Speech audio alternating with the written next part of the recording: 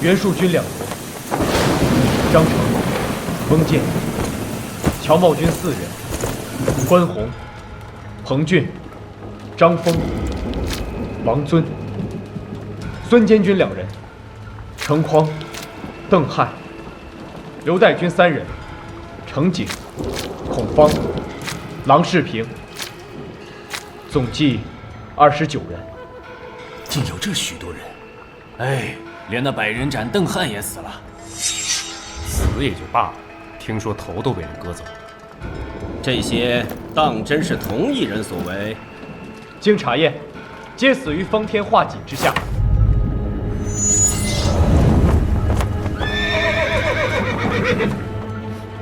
荒谬！我独眼龙刘宗征战沙场数10年，见过的猛将无数。所谓100万军中取上将首级，只不过是……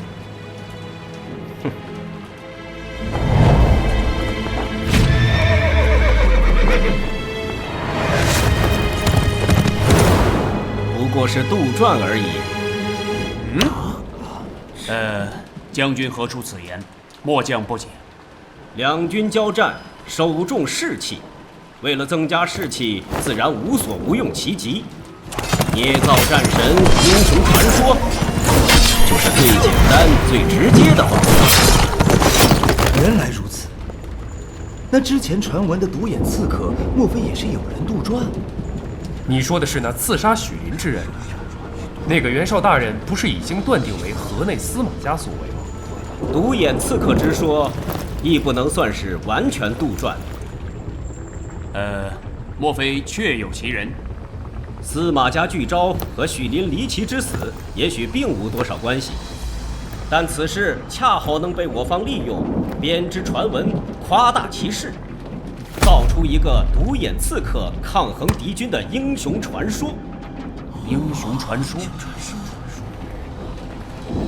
西凉军先杀我关东29员独眼大将，后将功劳尽归一人。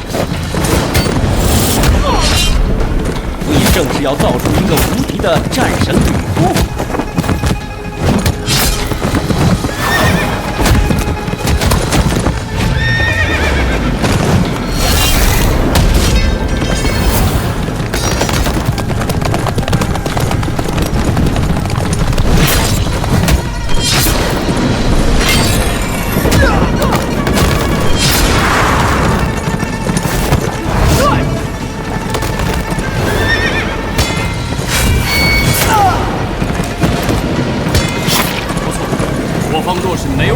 的强者，士气必然弱于敌方。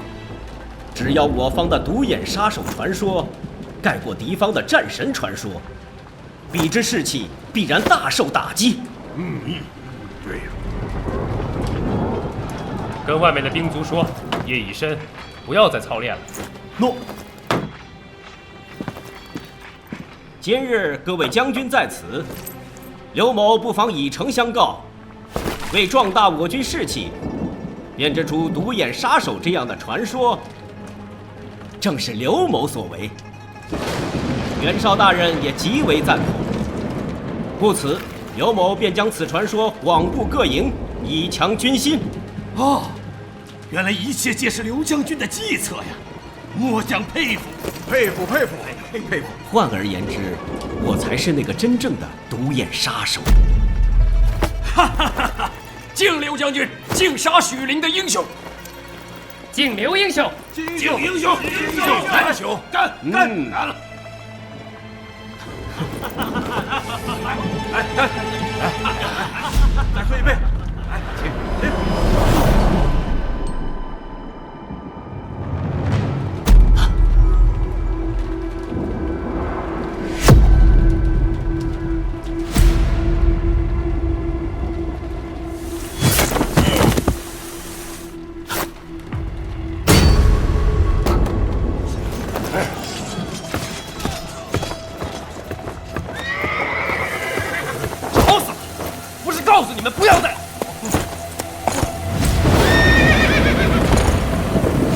驸马，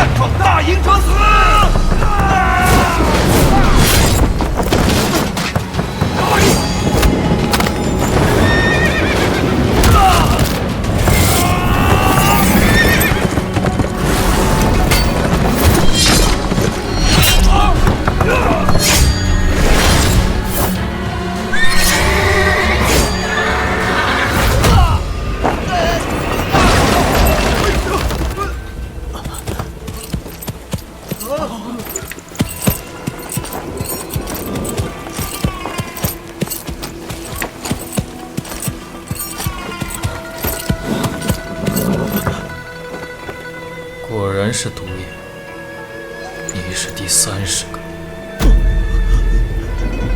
许林是你杀的。你就是传闻中和匹敌鬼神的。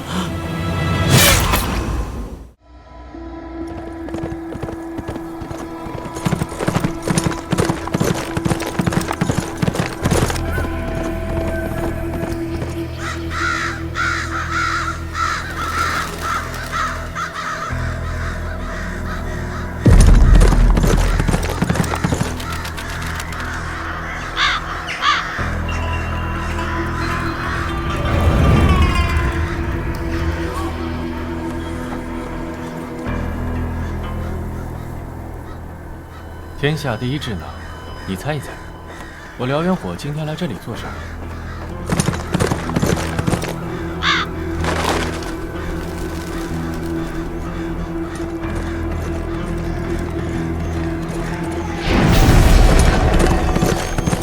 当你知道后，必定也会大吃一惊。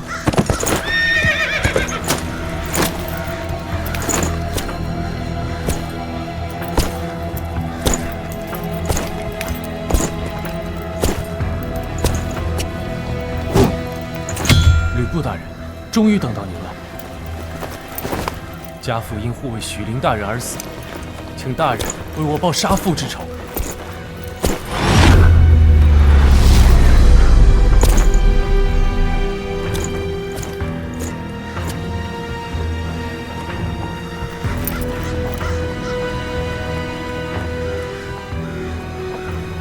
这些人头没有一个是他的。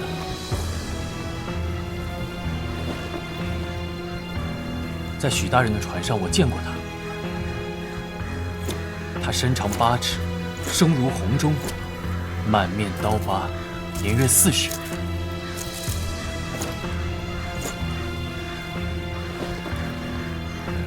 所以，这个无能之辈也不是那毒眼杀手。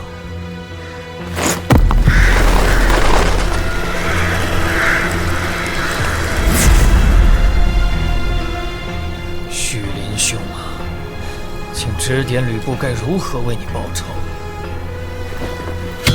第7天了，今天是你的回魂之日，就请兄台的在天之灵为我找出真凶。奉现在等你的指引。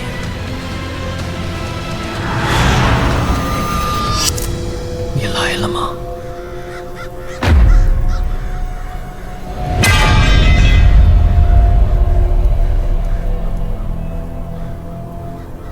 是他。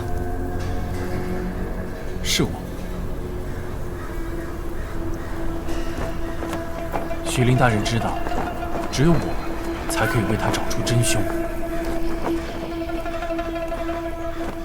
许林兄，这就是你的指引吗？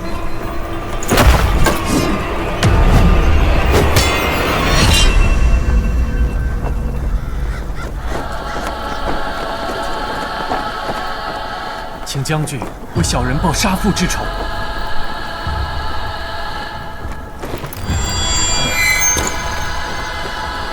赵火，自今日起，你就在我帐下听命。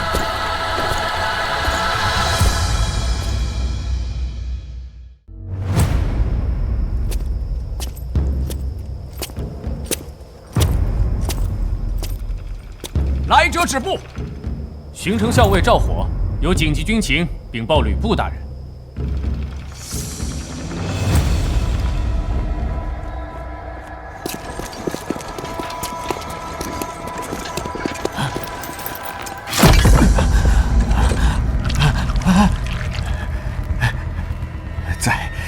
再逼下去也没有用的，就算杀了我，也不知道。吕将军，许军师之死，着实与司马家无关呐。年初，许林兄于兖州游说，所有富商都表态支持义父纳钱纳粮，只有司马家毫无回应。其后，关东乱军起兵，所有富户都被抄家，唯司马家因曾拒绝我们而得幸免。如今，洛阳所有人质的家人都给了赎金，证明了他们的重要性，我才将他们送上战场去做挡箭牌。奇怪的是，只有司马家迟迟不交赎金，你才因此得以不必上战场。这两计，怕是出自一人之手吧？将军，我对天发誓，司马家和关东的乱军根本毫无关系啊！司马家乃望族名门，连近些年声名鹊起的曹操都是你父亲提携的，怎么会毫无关系？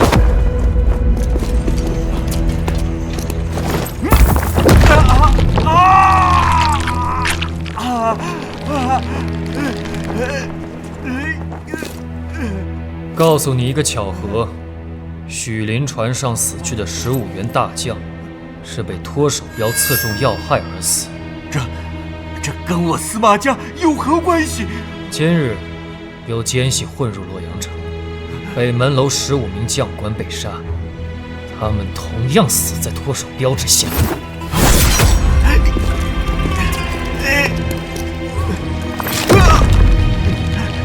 这算什么巧合？许林死在河内，而近3年来，残兵杀人也只在河内，而河内的人质就只有你一个。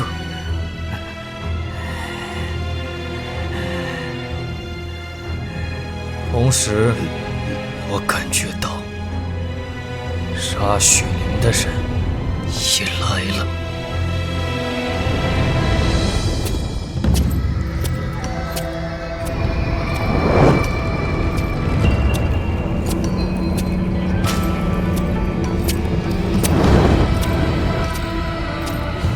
你来了，去看看你想见的人吧。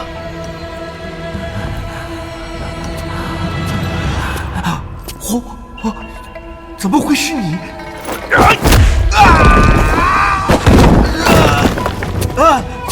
我乃赵贤之子赵火，派刺客杀我父亲的首脑就是你吗？杀人凶手，拿命来！少华大人，他还有利用价值。赵大人，冷静点。大人，司马朗，你这个卑鄙小人，等我杀光那群来救你的残兵败将，必要杀你全家！赵贤，不就是那个和许军师一起被杀的人吗？没错，吕将军在军师墓前碰见这小子，于是带他回来了。我明白了，利用吕布为好友报仇心切，向吕布点名可以我为饵引出残兵，暂且保我性命。阿火，你真的很有胆色。大人，请大人助我剿灭河内司马家，以为父亲在天之灵。在剿灭司马家之前，还有一件重要的事情。大人是说残兵？不错，司马朗正是引出残兵的关键。先灭残兵，然后去河内。我要那司马家血流成河。吕布，我会在你去河内之前，先拿下你的首级。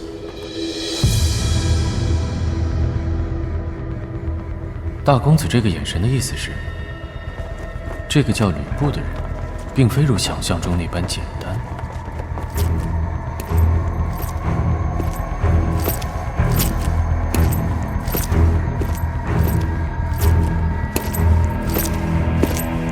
华兄，事情正如将军所料。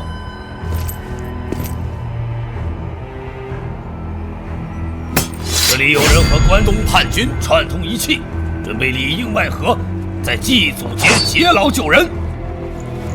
而这个人刚刚从我们一直监视的张庄出来。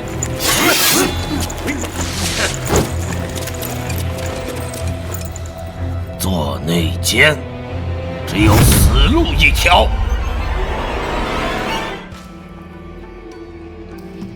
西凉兵越聚越多了，再加上这里归附董卓的禁军，就算残兵全员出动，也难有取胜之望。火，别管我，快走啊！第7营到，还不走？难道你想决一死战？你这怪人！凤仙兄，杀内奸你要多少招5招。 ？5招杀他！哈哈哈哈！好，我也用5招。 5招就想杀我？5招就想杀我？你们以为我是谁？混账！内奸另有其人。俺乃大汉10万禁军教头，调教出名将无数，就凭你也想杀我？元泰，你私通关东叛军，密谋劫天牢，叛国者只有死路一条。叛国者？哈哈哈哈哈！董卓挟持天子，若非顾及圣上安危，袁某世代忠良，又怎会屈身于董贼之下？若当真放手一搏，我不信此间有人可以胜我。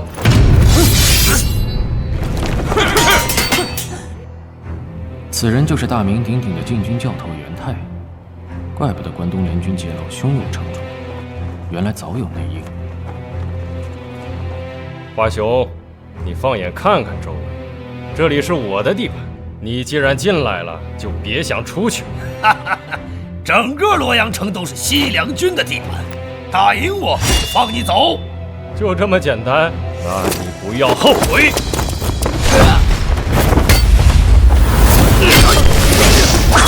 头2下子。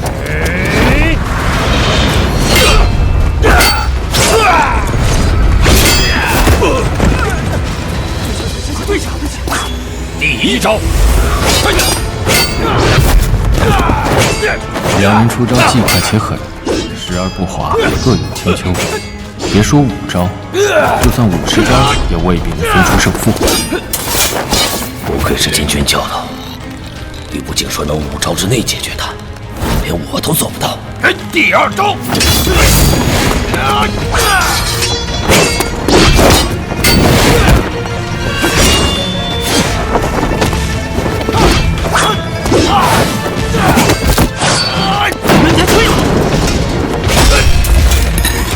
3招了，华雄，待我教你一件事。少啰嗦！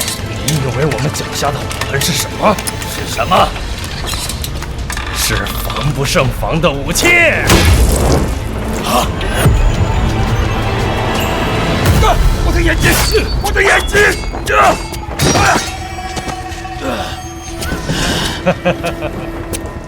战场上什么都是武器。哎。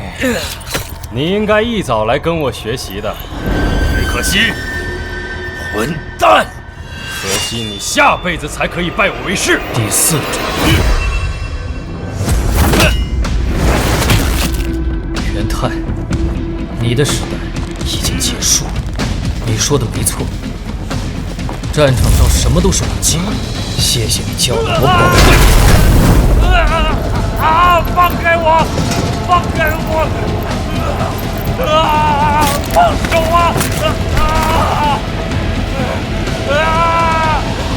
放开我！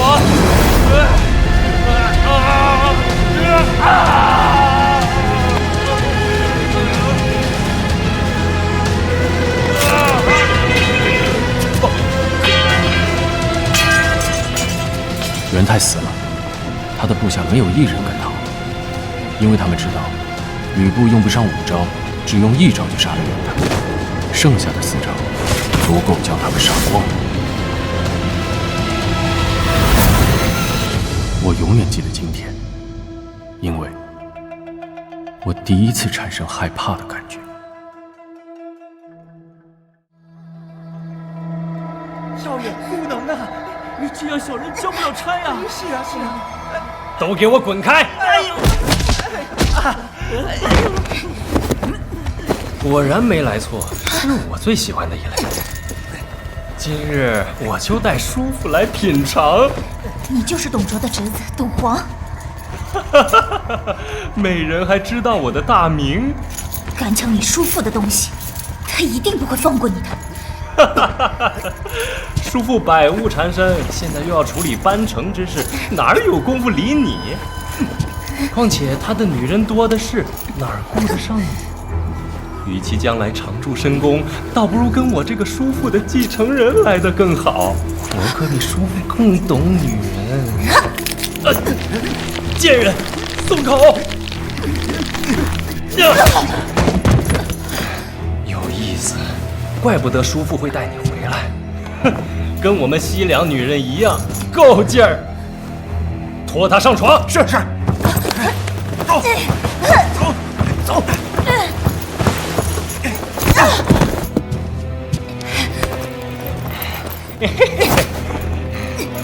对，我就是要这种感觉。告诉你，叔父的东西就是我的东西，你敢反抗？我不但会反抗，而且会凶得你完全不敢相信。要杀了他吗？霍哥，我该怎么做？去死吧！大公子，这女人碰不得。大公子，不要做出令主公伤心的事啊！放手！袁大人，是齐都尉大人。齐都尉又如何？别以为得到叔父的信任就可以来管我的事。你只是我和叔父的一条狗，给我滚开！大公子，职责所在，我不能。听不懂吗？别来一声！大公子息怒。你有这么多事要理，理我干什么？别以为你现在得到重用，就敢来挑战我。打的什么主意？别以为我不知道。大公子，别误会，袁当一心为了主公。齐都尉本是我囊中物，自从你来之后，什么都变了。你这个可恶的阴险小人，去死吧！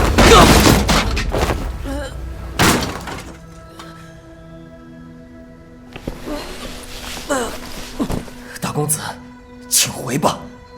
混账东西，我今日便应！公子，请留手啊！大公子说的对，袁当不过是个奴才，奴才只会做主公喜欢做的事。你到底想说什么？主公有12个儿子，每一个都在为将来能继承主公的位置处心积虑、勾心斗角。公子并非主公所出，却最得主公欢心，实属不易。如今主公欲成就大业，正是考教各位公子之时。大公子若是在此时因为一个女子而跟主公失和，当真值得吗？天下女子多的是，大公子要的，末将就算拼了命也会为你找来。公子，他说的有道理，小不忍则乱大谋啊！好，大丈夫一言九鼎，今后我自会有用你之时。末将明白。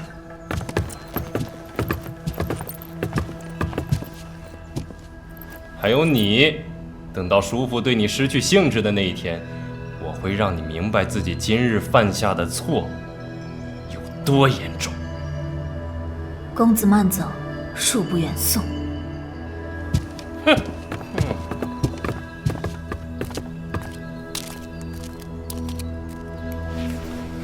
大公子的脾气变幻难测，不好伺候啊。想不到董家竟还有一条这样忠心的狗。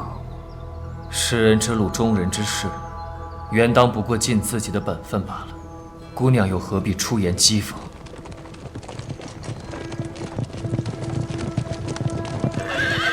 妈的，这董皇那小子捷足先登了，这么迟才告诉我们。七哥，我们绝不可以输给他，快进去。又来了。什么都不用担心，有我在。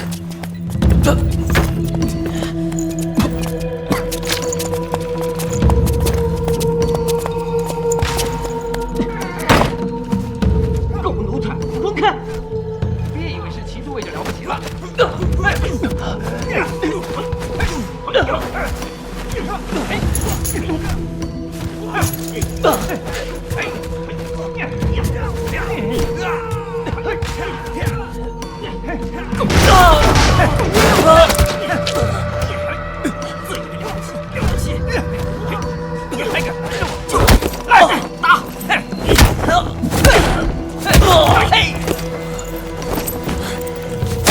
狗奴才！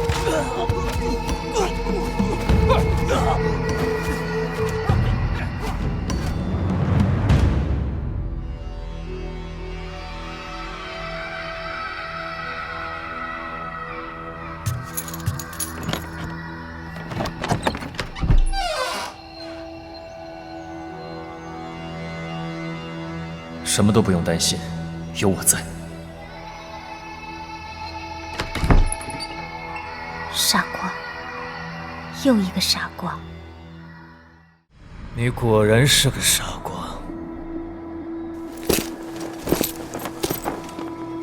将军何出此言？刚才你竭力阻挡公子们对这女子行非礼之事，同时却暗中派人将此事告知义父。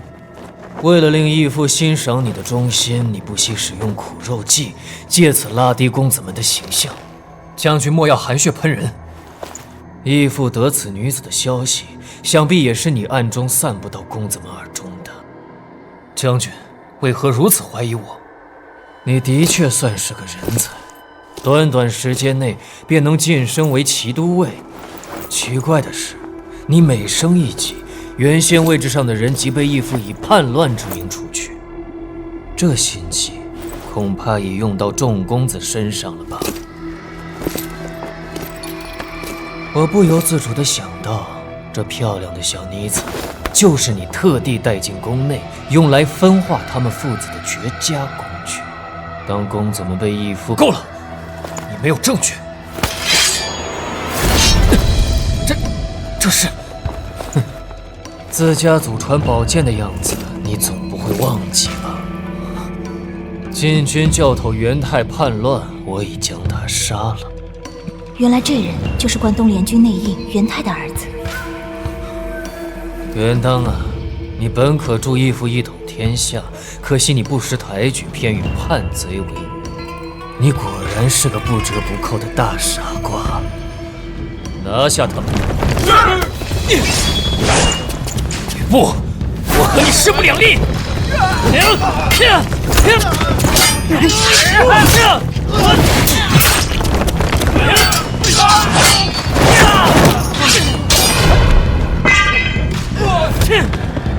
姑娘，过来！别给他们跑了！柜子下面有密道，快推！姑娘，你先走，我来对付。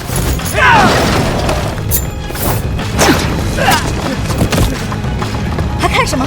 快走吧！抓住他！快！果然，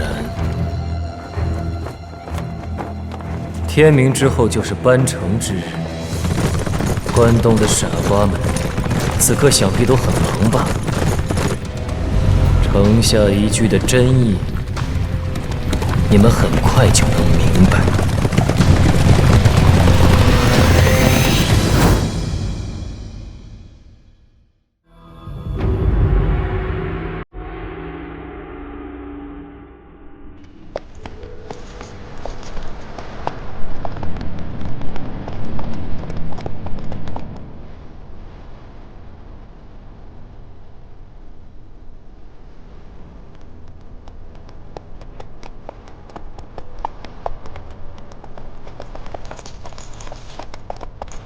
这就是旧王城，不错。你们先从密道离城吧。小梦，你只要知道是这里就行了。我留在洛阳城内等他，他不走，我也不走。他不会有事儿的，咱们先去外面，晚点一样能跟他会合。都别劝我，你们也不是第一天认识我了。可是，小梦，带他回来。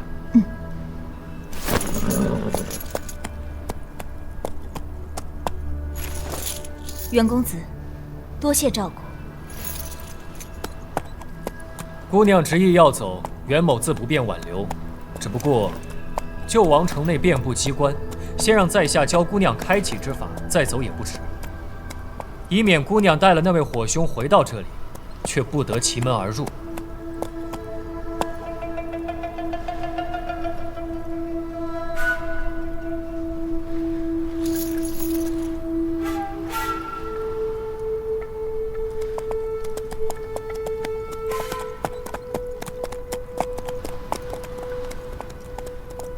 千年之前，周公旦受命在洛阳建了2座城池，一座为成周，而另一座用来做朝拜之地，便是王城。厉害！有点意思。这趟洛阳没白来。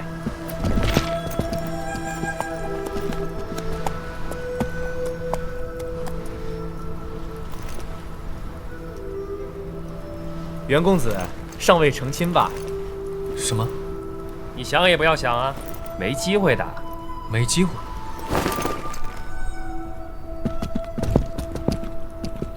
那位可是我们的首领夫人呢。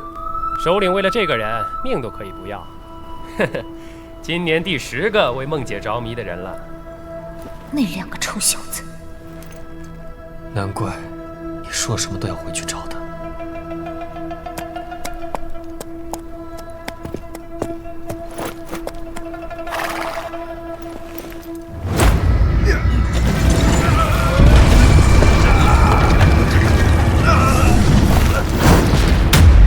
大公子，吕布，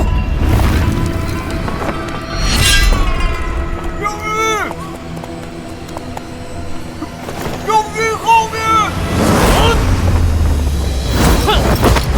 这腿法，这力量，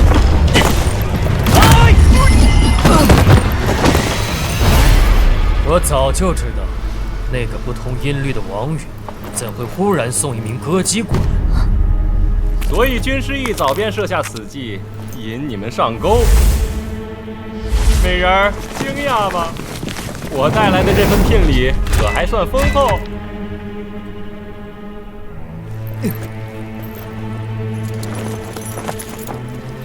令我惊讶的并不是你，而是一个令我费解的人。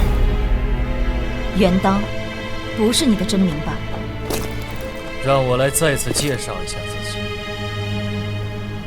骑都尉兼西凉军第2军师吕布。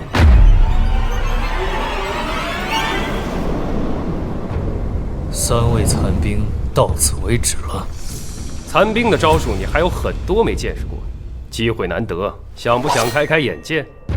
雷分散他的注意力，咱们趁机。哎，你要去哪儿？去哪里？回来呀！事到如今，做什么都没有用。我只是一个佣兵，不想死得不明不白。吕将军，只要你带我走，我便是你的人了。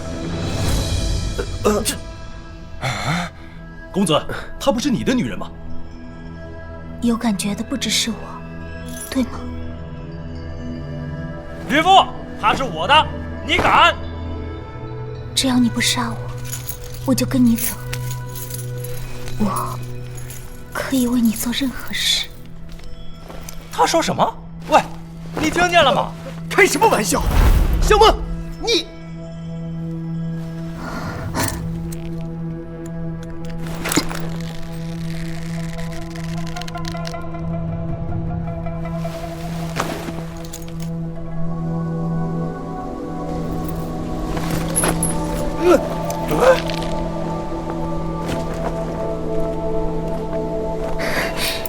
走了。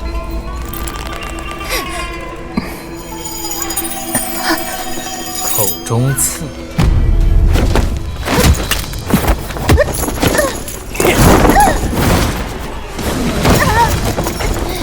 梦姐，抱歉，计划失败了。想要挟持我逃出洛阳，残兵果然不简单。公子，好险啊！若刚才的是你，公子，你不是说过要他吗？我可以安排。我没说过，你记错了。不，会死的，我不要。你不要，我要。这个人到底在想什么？完全猜不透，仿佛一切都在他计算之内。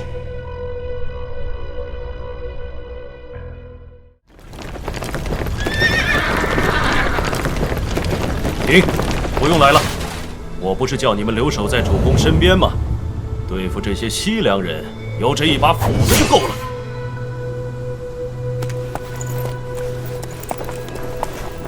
文丑啊，我真的摸不透你的实力。前面把守王城的，想必是更厉害的货色吧？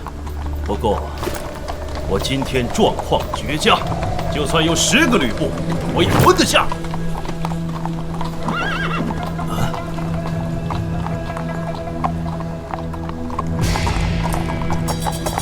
见鬼了！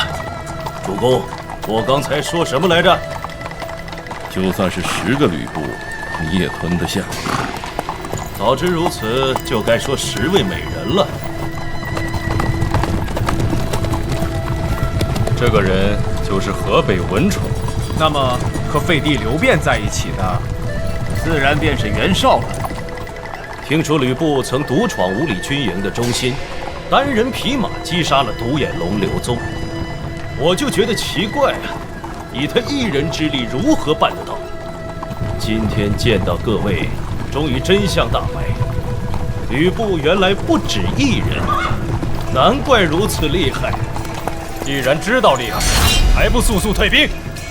文丑，敌军势大，不如好，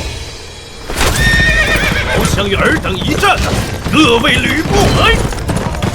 战！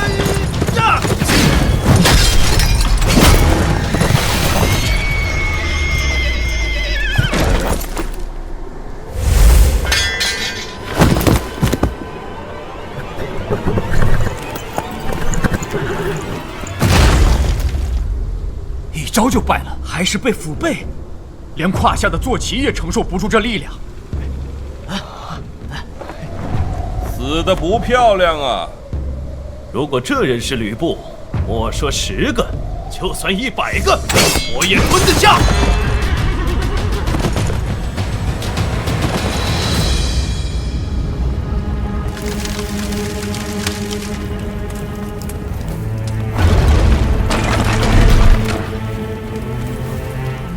义兄，我曾经听你说过，当主义父平定天下之后，你想当洛阳太守，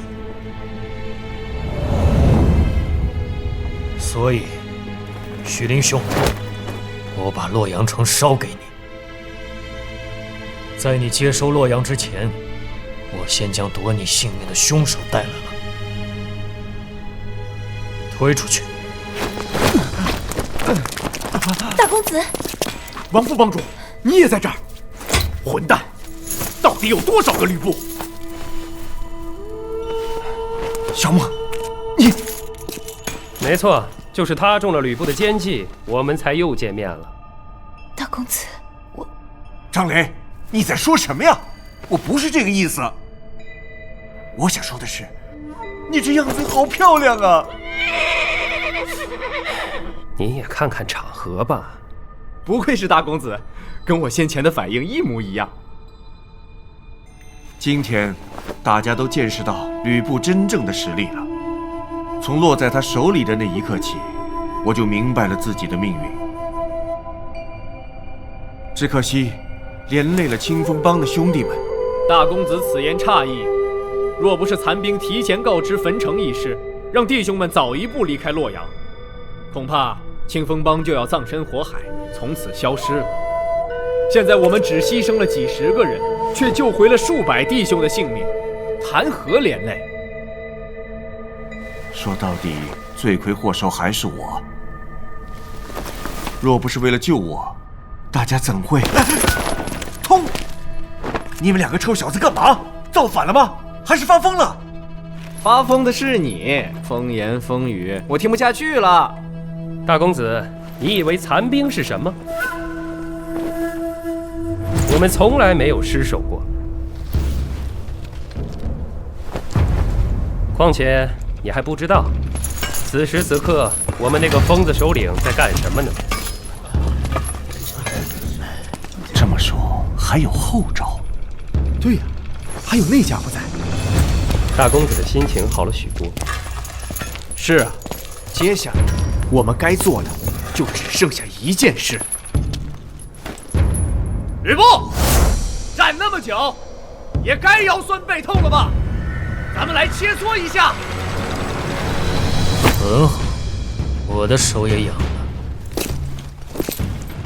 对，动动手比较舒服。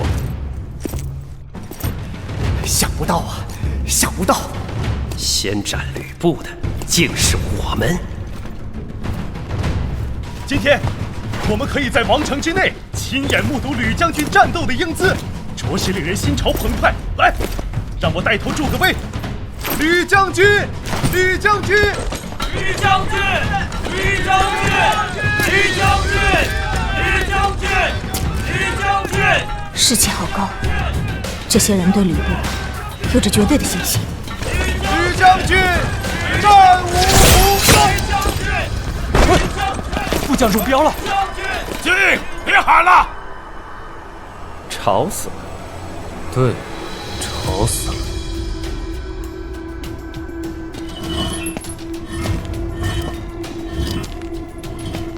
100斤，哼哼，错，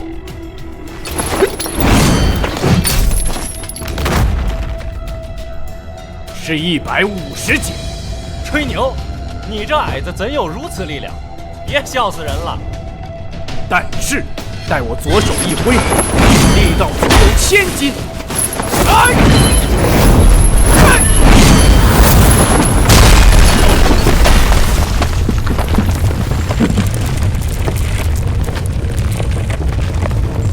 要倒了，压下来了，跑啊！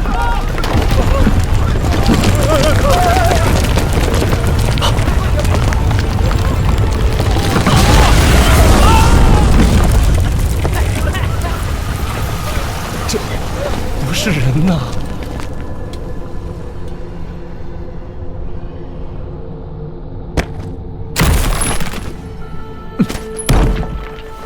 这力道何止1000斤，但是单凭蛮力是不可能赢过我的。我有的是蛮力，所以才担当先锋。至于杀人，是他的工作。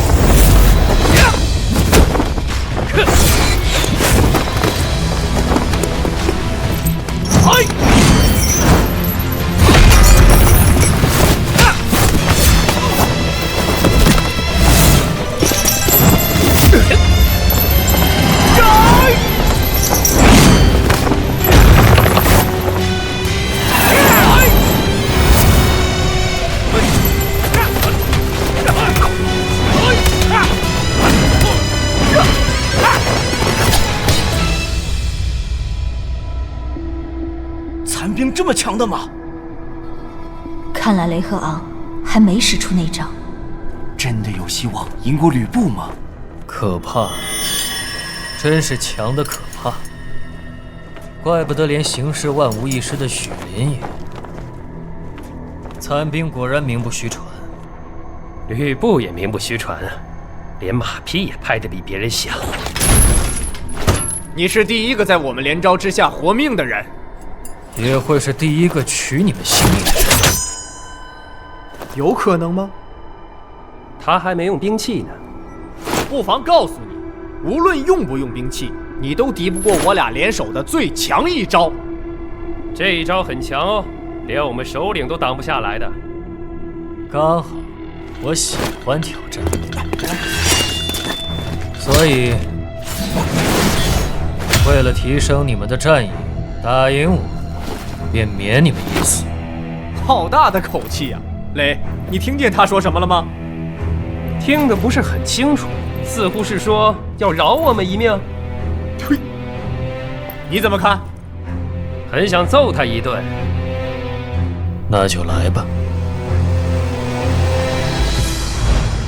我准备好欣赏你们的绝招了。好戏来了！我们也准备好了。绝招的名字是只用一次。招了，怪名字。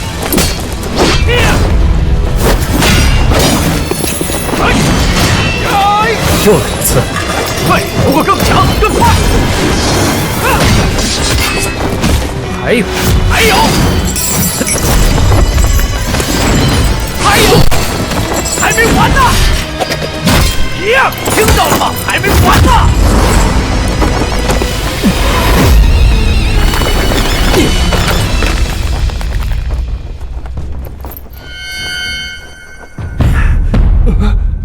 只差一点。厉害，吕布看来不是他俩的对手啊。好痛啊，但是痛快。我从未享受过如此这般痛快的感觉，但享受也该有个限度。你们不觉得奇怪吗？看，那些西凉将士，眼看吕布处于下风，却没有一个人下来助阵，是不敢出手，还是对吕布有绝对的信心？这招叫只用一次，是因为从来没人可以活下来吗？可惜你是个例外。那就改成只用2次吧。如何？再来1次。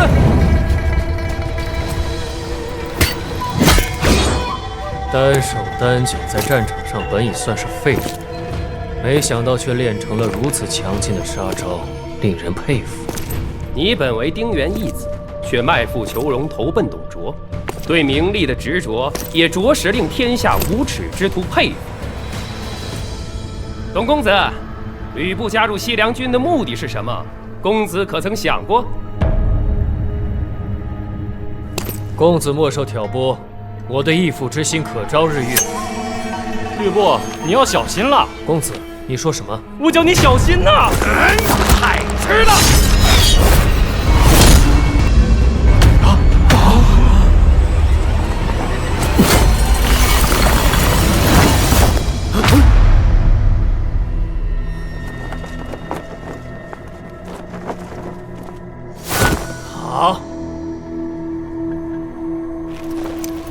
好一招声东击西！雷，这家伙很棘手啊！别担心，战场上没有杀不死的敌人。可怕，我开始担心了。直觉告诉我，如果现在不杀了你们，下一个死的就会是我了。说的没错。哎呀！又来一次吗？可惜，我已经看穿了这招的破绽。就是先攻你这小子，然后再攻你的下盘。啊！糟了！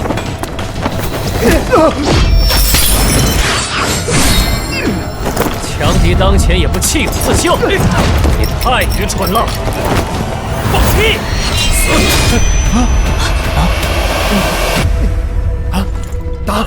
挡下了。可惜，我站不起来了。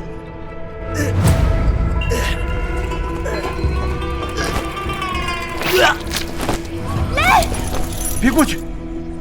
这小子的五脏六腑已经被吕布强大的力量震伤了。只剩下你了，去取件兵器吧。唉，没有这个必要，我赤手空拳照样可以。来来来！笑死人了！就凭你这个残废，你没有兵器，连我都能打赢你，做你的春秋大梦！打得不错啊！谁？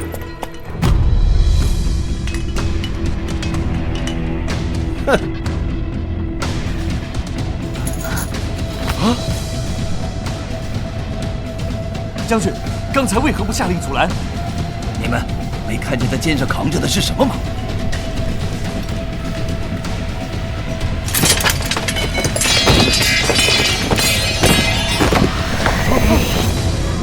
我已经杀了9个吕布，还有多少？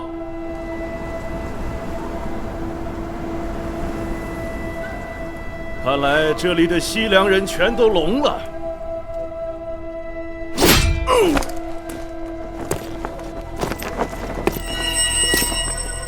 又是一个拿方天画戟的人，莫非？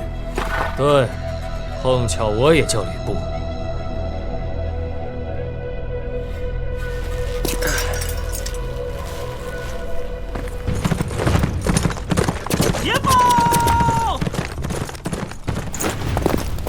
张辽将军于西门外大败袁尚。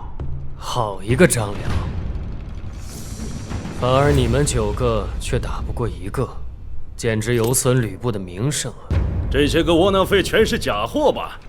怪不得城内城外到处都是吕布的踪影。这些假货的作用就是迫使主公来这处死地，所以他们死的还算有价值。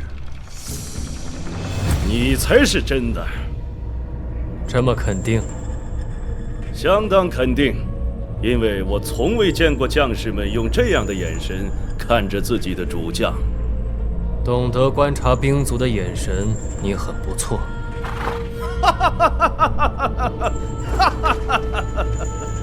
都死到临头了，为何发笑啊？人说吕布有勇无谋，今日一见，令我恍然大悟。悟出什么？悟出水镜先生士气论的精髓。士气论，就是那篇天下第一谬论呐。说说看。贬敌台己，其法有三：其一，敌将出胜者，贬己方武将驽马；其二，敌将多胜者，贬己方军师择地失当，其后天时预判失误；其三，敌将常胜者，贬其有勇无谋。常胜者被贬为有勇无谋，那不正是敌人对吕将军使用的手段吗？这就是敌人维持士气的法子呀！原来如此。今日得遇西凉军的常胜将军，在下倍感荣幸。过奖了。主将虽勇，赢得战争却还是要靠每一位将士一刀一枪去拼。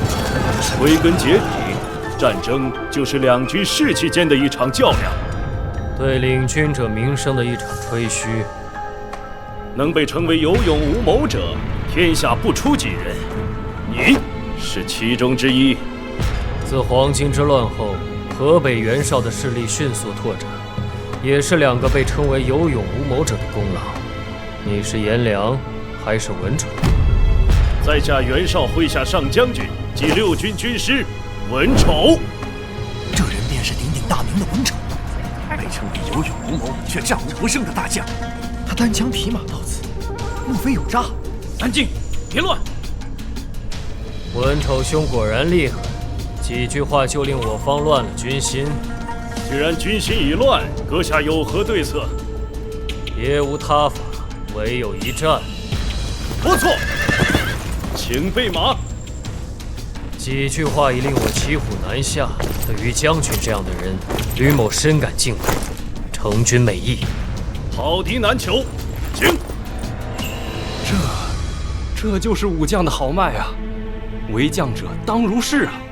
董某受教了。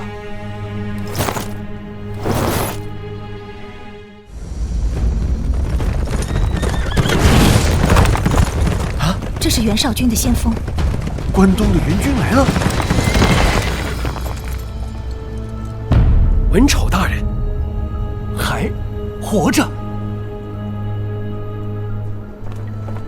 文丑大人，我等奉主公之命前来驰援。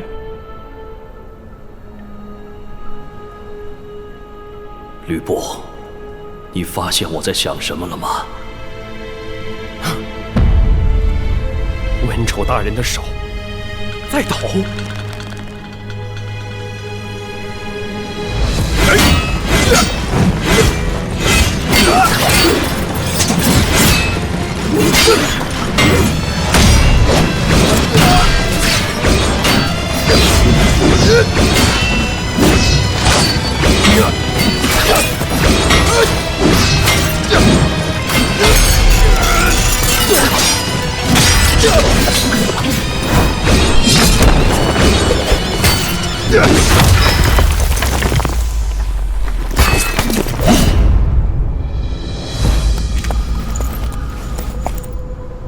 这人难道就是能让文丑大人如此紧张的对手？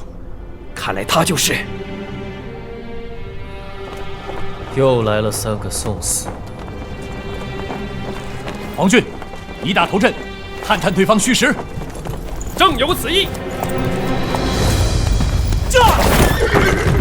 文丑大人会发动，只因身为主将，在求生与求死之间下不了决心。不似我等身为先锋，早已抱定必死之决心，反倒无需纠结。敌将报上名来。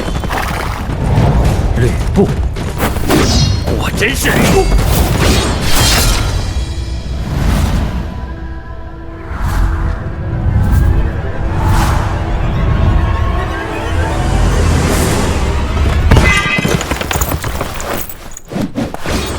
选择了这样一条路，你后悔吗？今日我们的武将之路就要终结，那么就不留一丝遗憾地将它走完吧。战神吕布，名不虚传，能死于战神旗下，我死得漂亮。才20岁，便战死了。身为武将，能与天下无双的吕布一战，他死得其所。郑兄，强敌当前，你我还有时间悲悯吗？哈哈哈哈！马红，我的手也开始抖了。哈哈哈哈！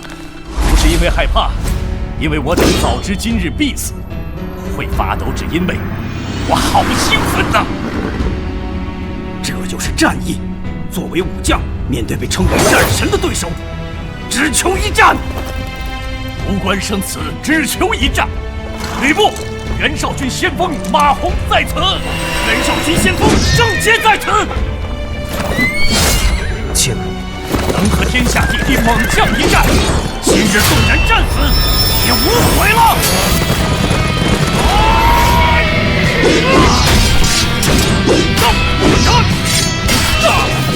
袁绍军还真是勇猛。小莫，这两个一起上，有希望吗？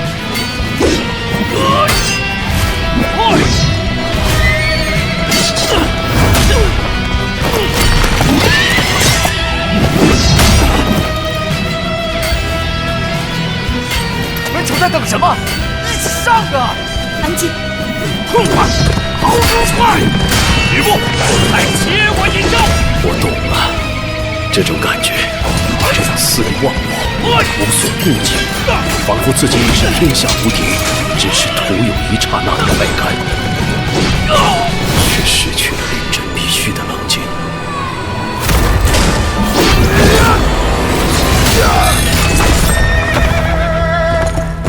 文丑大人，他终于下决心了。文丑，这次要让多少招？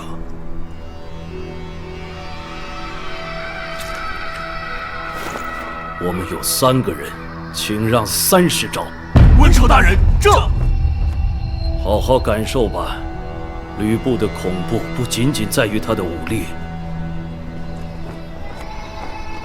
吕布，你知道我在想什么吗？华兄，看来吕布比我更受欢迎啊！董卓来了，难道袁绍大人？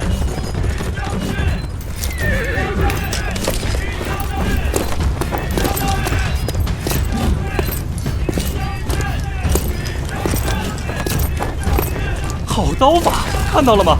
这就是脱刀法呀！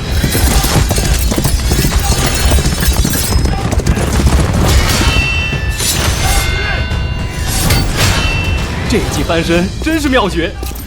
看来大家已忘了城下一句之意。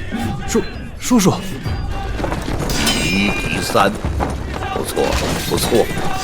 对，让了数10招，强如文丑，亦被玩弄于股掌之间。华兄，你认为我看到了什么？以末将看来，这是有心炫耀。我看见吕布正在建立自己的威望。今后将会是一个漫长的乱世。我老了，统一天下之愿，在我有生之年可能完不成了。随后的事，你能代替叔叔完成吗？叔叔，吕布的威望正扶摇直上，更凌驾于你。如果我死了，你有能力去驾驭吕布吗？还是让吕布来驾驭你？叔叔，你的意思是，吕布会取而代之？没人知道吕布的心在想什么。主公虽与他君臣相称，实则与父子无异。但这人曾为名利杀了自己的义父丁原，我看主公这是养虎为患。持国如骑虎，用人也是一样。若一个人能驾驭猛虎，世上还有什么解决不了的？我可没有叔叔的奇术。那么，当吕布杀了这3人之后，结局便无可改变。在我死后，吕布必将你取而代之。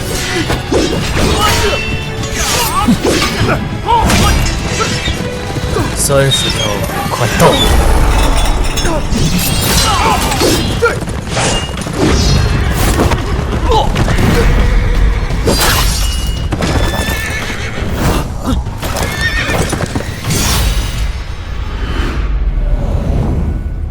刀枪无眼，公子来做什么？文丑，你的主公袁绍已死，何不速速归降？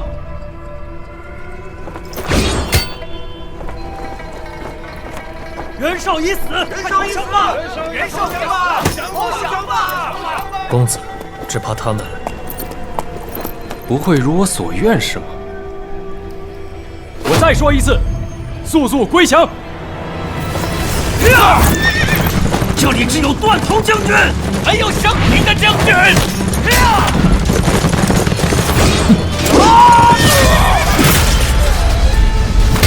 我捉住他的旗了，快！好，一命换一命。可惜，我的命还不配。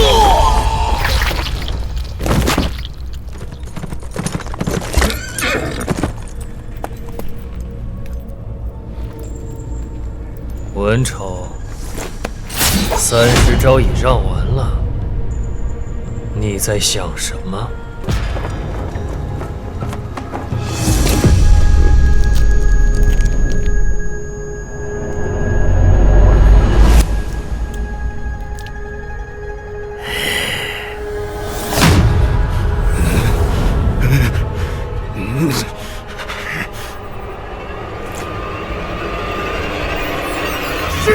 不降！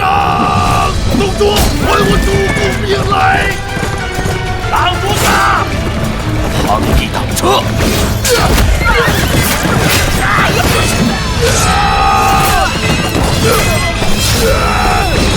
这人好厉害，全然不行了！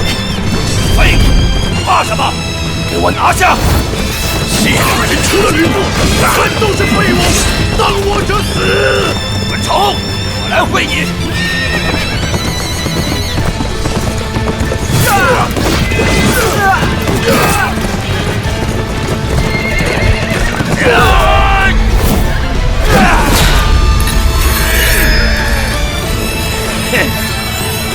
我就是在等你呀！什么意思？这蠢材竟然离开了主公！啊！此话怎讲？莫非这就是袁绍的人头？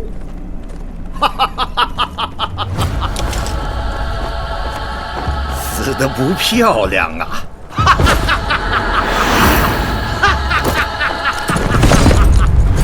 吕布曾为名利杀掉了自己的养父丁原，我看主公，你这是养虎为患。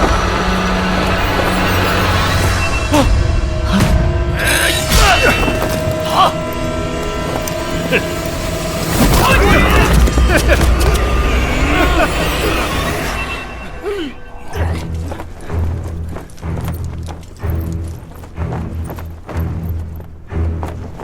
义父，这人是一个本该死去的人，先假扮我军刺杀袁绍，再送来袁绍的假人头。只要我稍有疏忽，这人便可趁机发难，挟持我。这一仗，袁绍便可反败为胜。能在败局之中谋划出此等计谋的人，想必就是鼎鼎大名的袁方吧。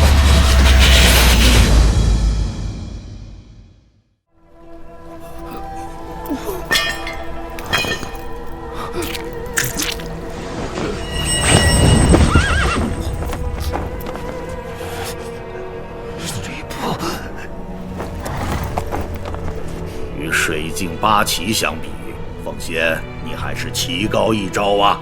可笑的是，袁绍兄屈尊降贵，甘当一名小卒，未免太过委屈。可惜的是，我们出手太迟了。什么？袁绍还活着呢？他不是已经死了吗？袁绍、袁方，他们不是已经死了吗？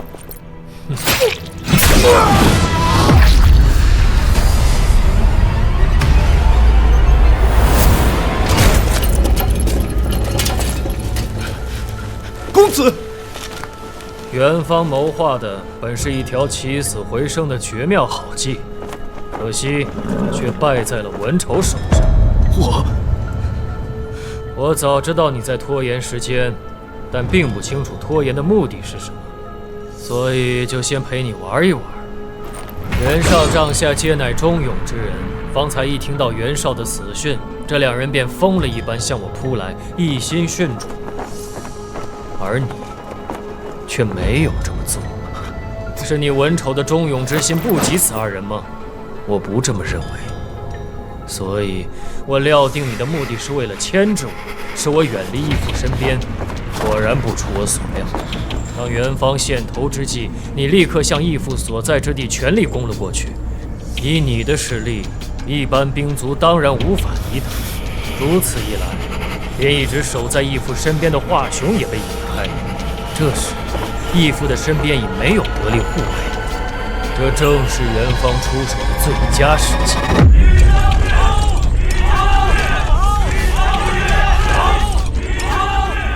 这家伙不是人呢！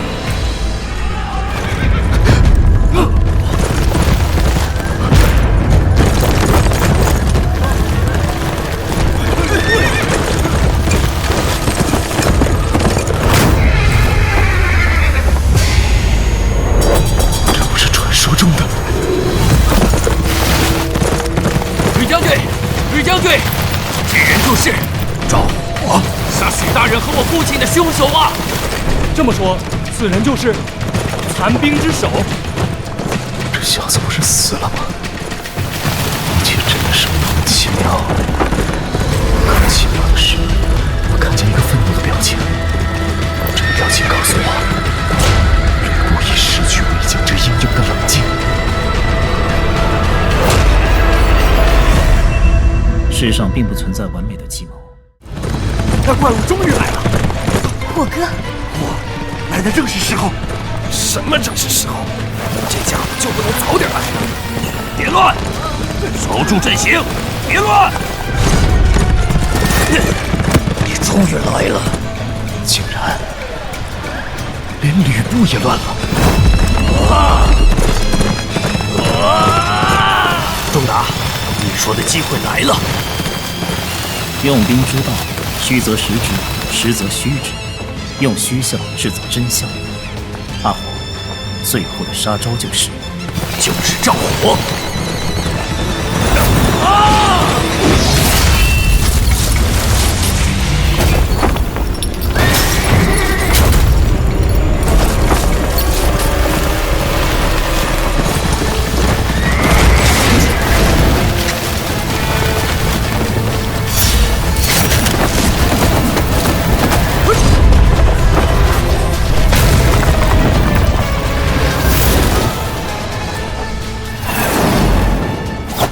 目标从一开始就不是吕布。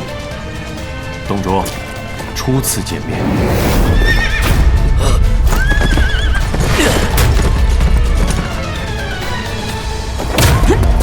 我哥，后面！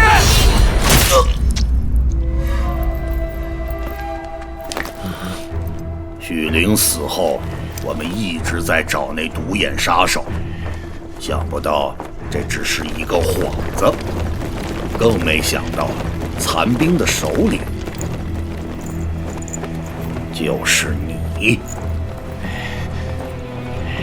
有件事令我很好奇，为什么你和他们不一样？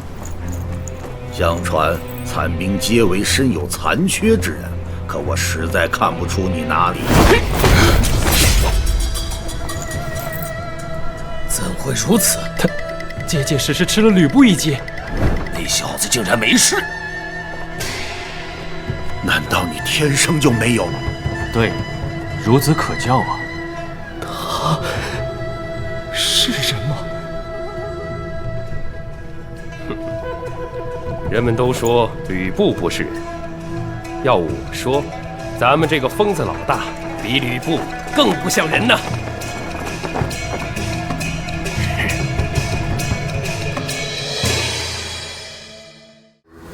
你的镇定换来了我的信任。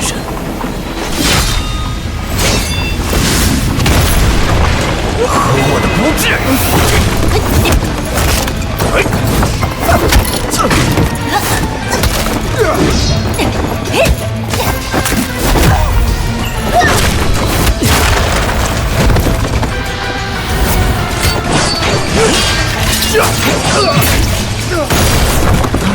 后面怎么了？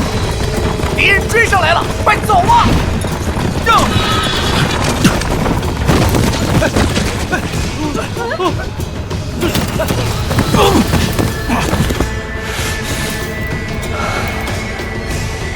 杀害许林的真凶就是你！要怪就怪你自己太蠢了。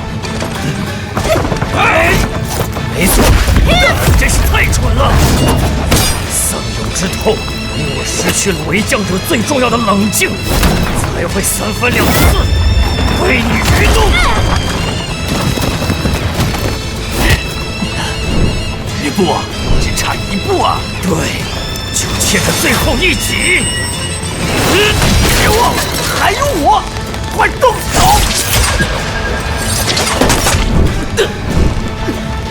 残兵，我最后靠你了。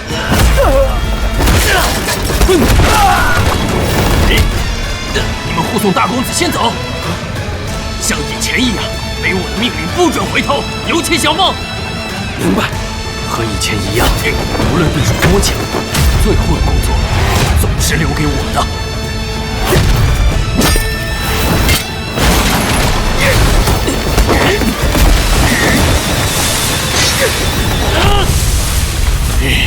我又见到了这个眼神。那天，那个令我今生第一次感到恐惧的眼神又出现了。不过，现在已经没什么好怕的了。吕布，我救人的任务已经完成了，为许林报仇的使命即将完成。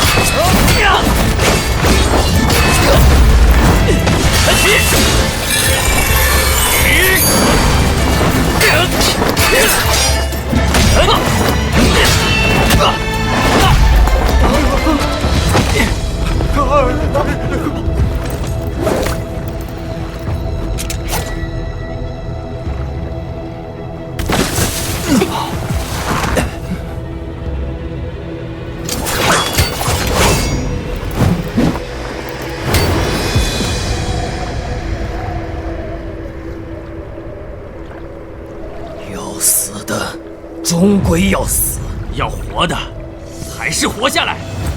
许林生前常说这句话，他正在下面等你。去！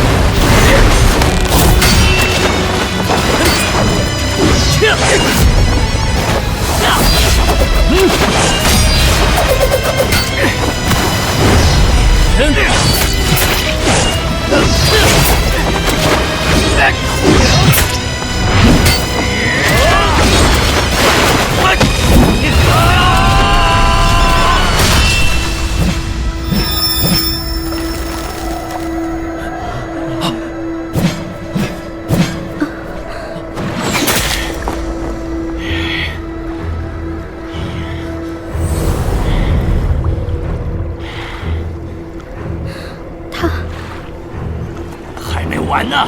你还没死呢！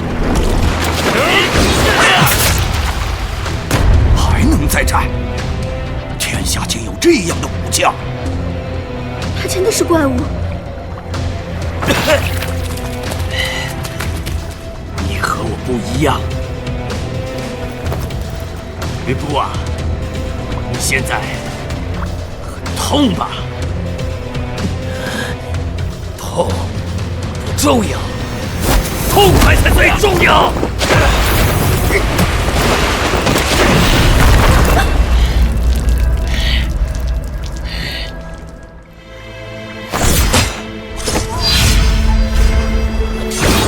是时候上路了。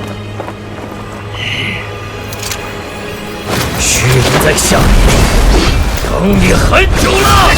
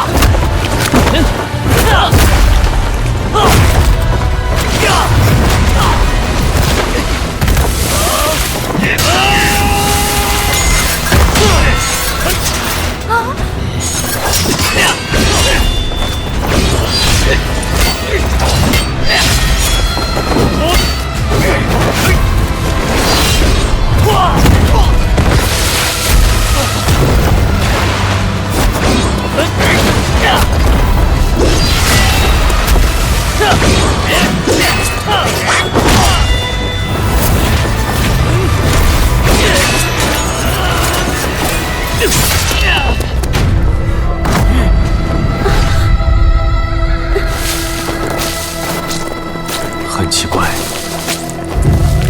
我忽然知道什么是痛了。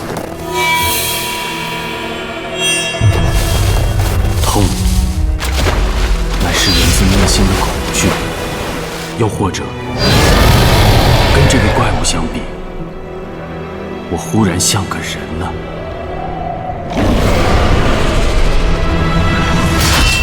我杀人无数，在我的画戟之下，那些自称是强者的人，没有一个能活。而今天，我用上了2只戟。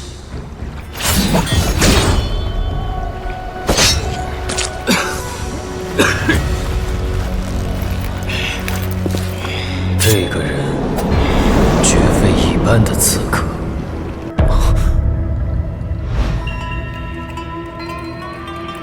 毒药竟藏在口中，我真的被愚弄了。吕布，你现在相信了吗？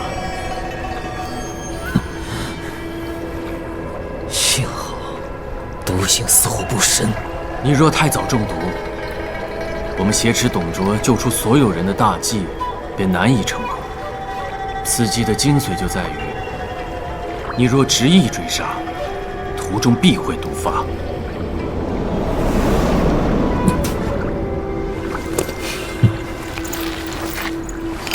可惜你低估了我的体力，在赶回去解毒之前，我仍有余力杀你。毒是迟了一点才发作，但是你也低估了一件事，在你身后是一群被你们害得家破人亡的人。当你是狼时，他们是羊；当你变成羊时，只要杀了吕布，关东联军必有重赏。有了赏金，他们就可以重建家园。这一切都在你的预料之中。残兵从未失手，这次也将全身而退。如此周密的计算，这小子到底是人是鬼啊？小姐，别过去！绝对不是鬼，他只不过是个怪物。万人我都不怕，难道会怕这区区几百人？那么，在这群满腔怒气的人之外，再加上一个挡你几百招也不会倒下的臭小子吧？打不死，他果真是打不死的。我是刺客，早已将生死置之度外，所以无论到什么时候，我都会一直纠缠下去，直到你毒发倒下，直到我们之中有一人彻底死去。你的话太多了，无非是想我知难而退，因为你已经怕了。怕？我怎会怕你这卖富求荣的人渣？这小子疯了吗？为何要如此不留余地的激怒吕布？他真的是要拼命了呀！你再说一次，吕布，你这弑父求荣、见利忘义的三姓家奴！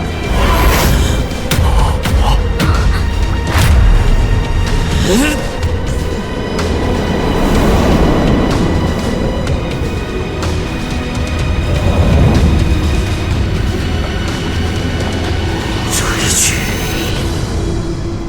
你胜了。你真是一个可怕的人，在这样的情形之下，还可以冷静地权衡利弊，而你最终做出的，依然是一个令自己臭名远播的选择。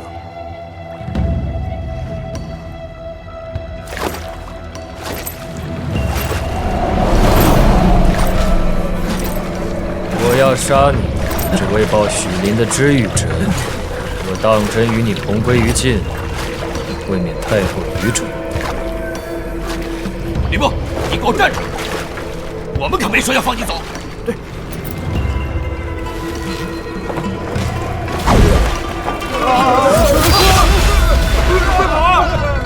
我对天发誓，下次见面时，就是你的死期。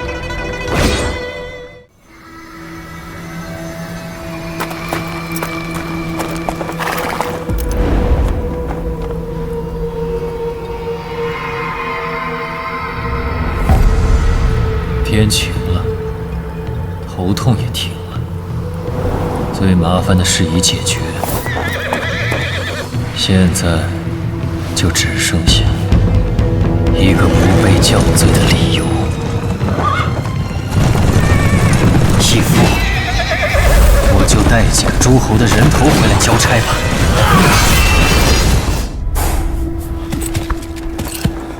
不要退啊！别退！元芳，你的好意，吕布心领了。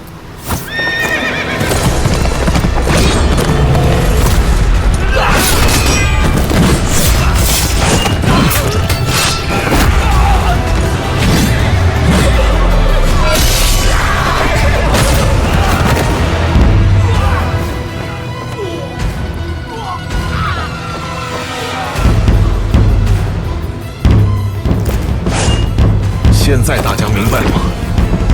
当初倘若我等全力一战，纵有极大伤亡，仍是有一线机会脱身。可恶！那个元芳竟下令按兵不动枪支，目的就是为了消耗我们剩余的军粮。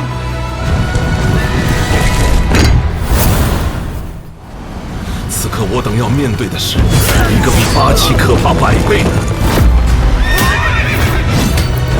人中吕布。吕布杀过来了，袁绍将军的援兵为何还不到啊？休得多问，给我击鼓，不许停！庸人废将，天下皆是。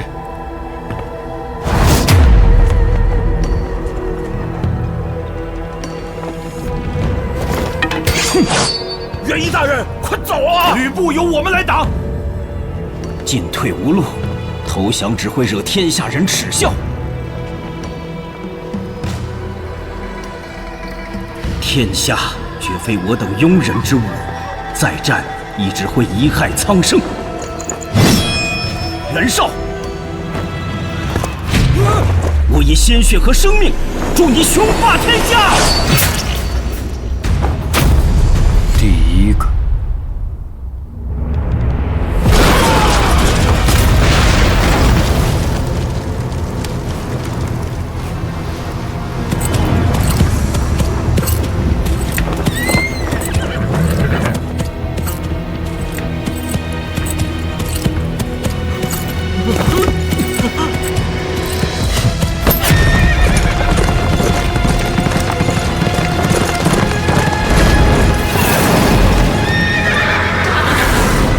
韩兄，看来今日已是必死之决。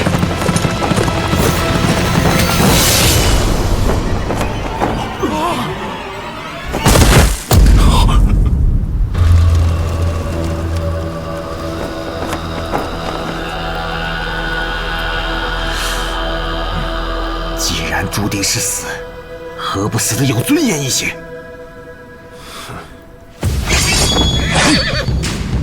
很好，这才是诸侯该有的样子，这样我的出手才有价值。誓死护卫主公，兄上无主。命是自己的，竟然奉献于无用之人。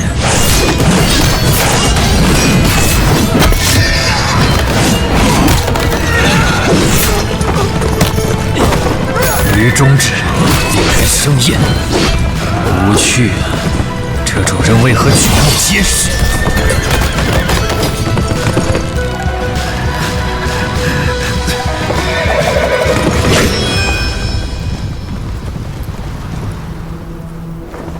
是我不入孔孟之流，还是我本不应属于这个时代？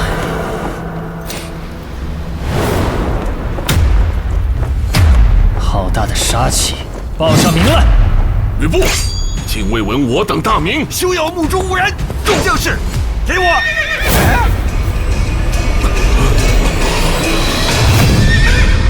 我乃燕人张翼德。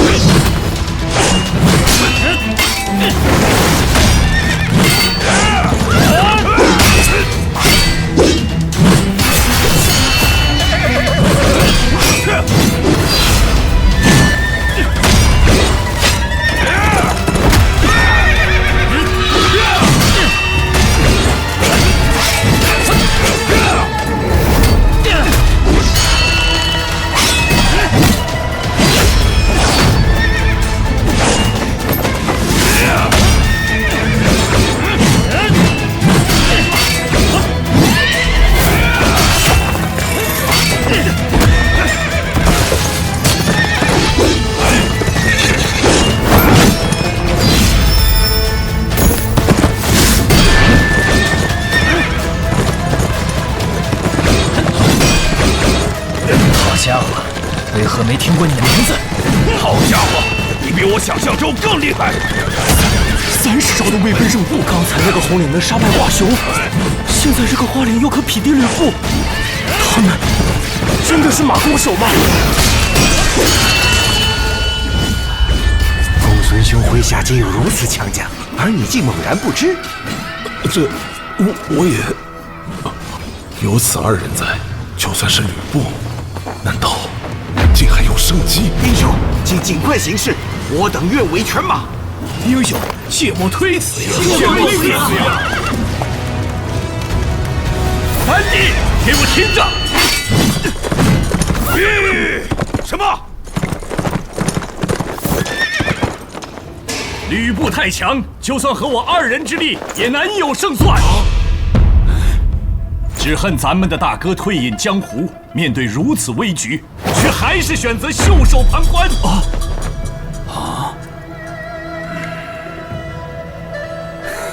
大哥，你为的可是天下苍生。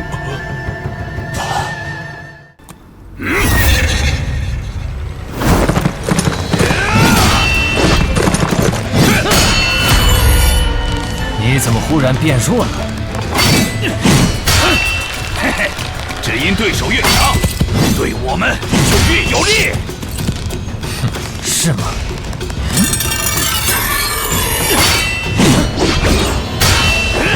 二等究竟作何打算？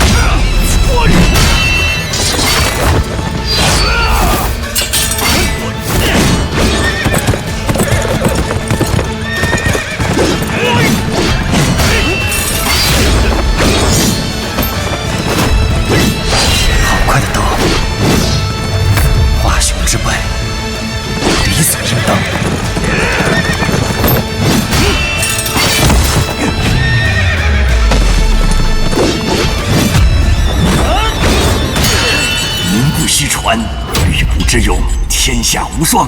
可惜战神之名止于今天。大哥，刘玄德在此。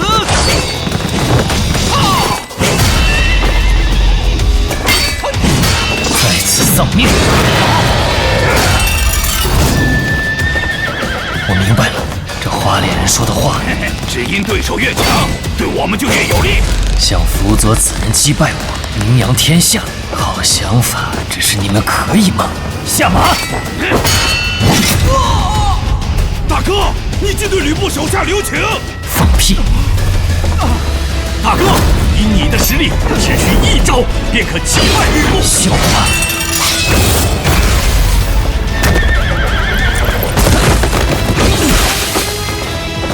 大哥，使出绝招吧！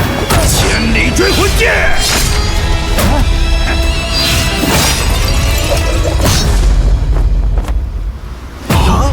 嘿嘿嘿！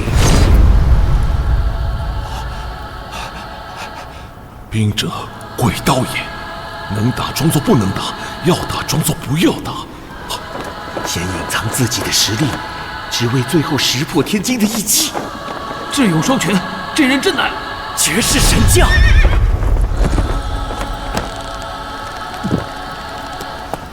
这姿势很好，继续保持，大家都在看呢。但是有我在，你们杀不了吕布啊。你的诡道在于为人，而我们的诡道则是要大哥你名震天下。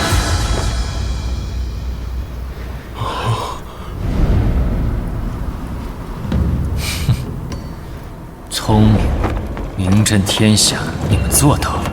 只是你们竟然甘愿舍弃个人功名，只是为了拥护这个傻瓜，值得吗？如此愚忠之人，真是令人生厌。